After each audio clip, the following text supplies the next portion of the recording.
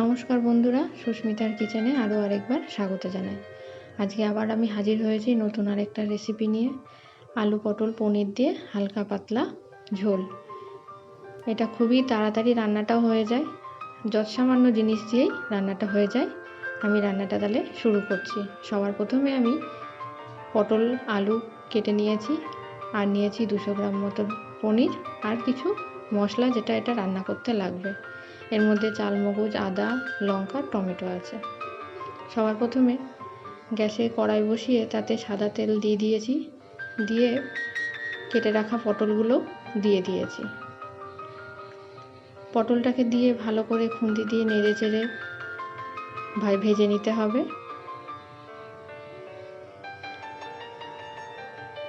পটলটা একটু লাল লাল করে ভাজতে হবে। পটলটা ভাজাটা ভালো হলে সবজিটা খেতে বেশি ভালো লাগবে। পটলগুলো সুন্দরভাবে লাল লাল করে ভাজা হয়ে গেছে। এবার পটলটাকে একটা হাতা দিয়ে আমি তেল থেকে ছেঁকে তুলে নেব।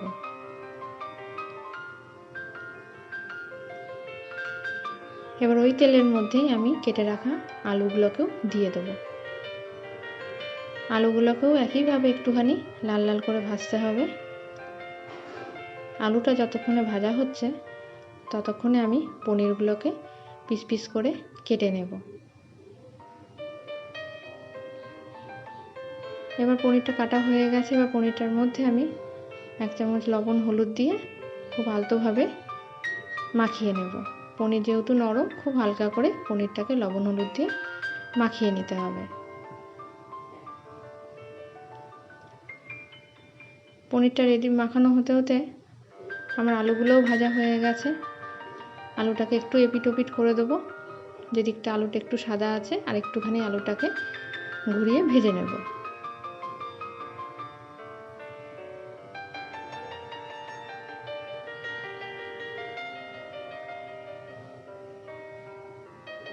আলুটাও পুরো লাল লাল মতন ভাজা হয়ে গেছে।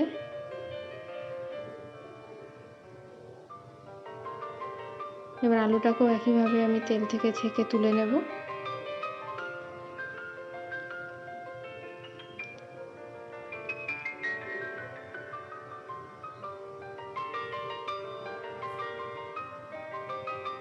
এবার ওই তেলের মধ্যেই নুন হলুদ মাখানো যে পনিরটা আছে সেই পনিরগুলোকে আমি লাল লাল করে ভেজে নেব।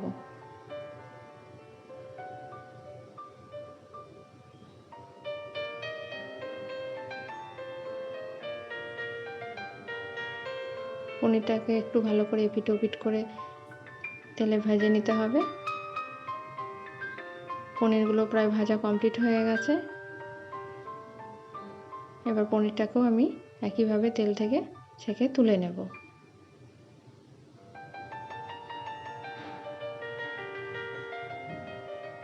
এবার ওই তেলের মধ্যে আমি কালো জিরে আর একটা দারচিনি ফোড়নে দিয়ে দিয়েছি।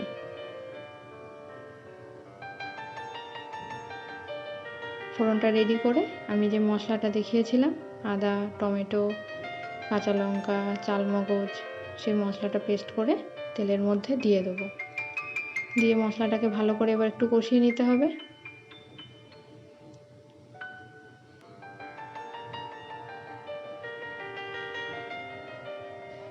এবার মশলাটার মধ্যে আমি পরিমাণ মতন লবণ দিয়ে দেবো, আর কিছু গুঁড়ো মশলা দিয়ে দেবো। যেরকম 1 চামচ জিরে গুঁড়ো, 1 চামচ ধনে গুঁড়ো, 1 চামচ মতন হলুদ গুঁড়ো, আর 1 চামচ মতন কাশ্মীরি লঙ্কার গুঁড়ো। সমস্ত গুঁড়ো মশলাটাকে দিয়ে ভালো করে নেড়ে চেড়ে আরও 2 মিনিট কষিয়ে নিতে হবে।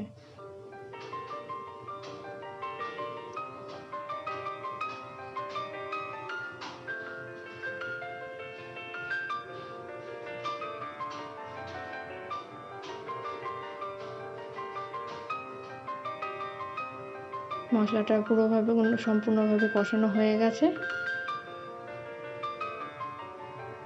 এবার এই মশলাটার মধ্যে আমি যে আলু পটলটা ভেজে রেখেছিলাম সেই আলু পটলগুলোকে দিয়ে দেবো। এবার খুন্তি দিয়ে ভালো করে মশলার মধ্যে আলু পটলটাকে ভালো করে নেড়ে চেড়ে নিতে হবে।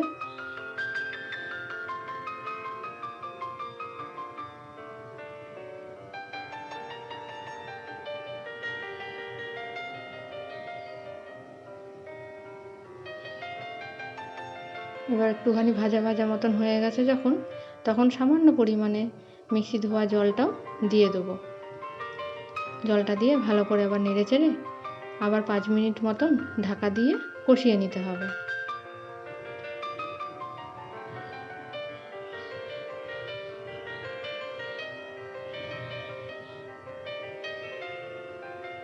আবার ঢাকনাটা খুলে আবার একটুখানি নেড়ে নিতে হবে।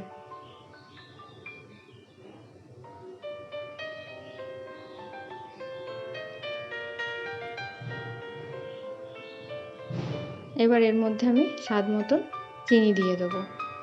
যেহেতু এটা একটা নিরামিষ রান্না, চিনিটা দিলে একটু খেতে বেশি ভালো লাগবে, একটু মিষ্টি মিষ্টি লাগবে, খেতেও ভালো লাগবে। চিনিটা দিয়ে ভালো করে নেড়ে চেড়ে নিতে হবে। এবার এর মধ্যে আমি পরিমাণ মতন জল দিয়ে দেবো। জলের পরিমাণটা একটু বেশি দিতে হবে, যেহেতু আলু পটলগুলো সেদ্ধ হবে এবং একটু যেহেতু এটা ঝোল মতন হবে, ওই জন্য একটুখানি জলটা বেশি দিতে হবে। দিয়ে ভালো করে নেড়ে চেড়ে নিয়ে আবার সেদ্ধ হওয়ার জন্য আবার ঢাকা দিয়ে দিতে হবে। এই রান্নাটা কিন্তু গরমকালে খেতে খুবই ভালো লাগে, যেহেতু একদম হালকা মশলার রান্না। আপনারা অবশ্যই কিন্তু এটা বাড়িতে গরমকালে বানিয়ে খেয়ে দেখতে পারেন, খেতেও কিন্তু অসাধারণ হয়। এবার যখন জলটা ফুটে উঠবে সেই সময় পনিরটা দিয়ে দিতে হবে। পনিরটা যেহেতু লবণ হলুদ দিয়ে ভাজা ছিল, ওই জন্য বেশিক্ষণ ফোটানোর দরকার নেই। পনির এমনিতেই নরম, সামান্য একটু ফুটে গেলেই হয়ে যাবে। এর মধ্যে আর কিছু দেওয়ার কোনো প্রয়োজন নেই।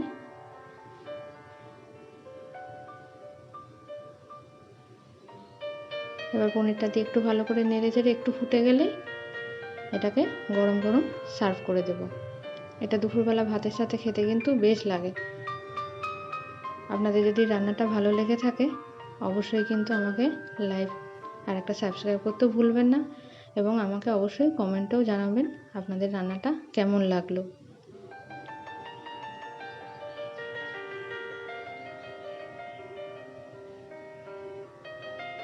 তাহলে আবার দেখা হবে নতুন আরেকটা রেসিপি নিয়ে। ততক্ষণের জন্য ধন্যবাদ।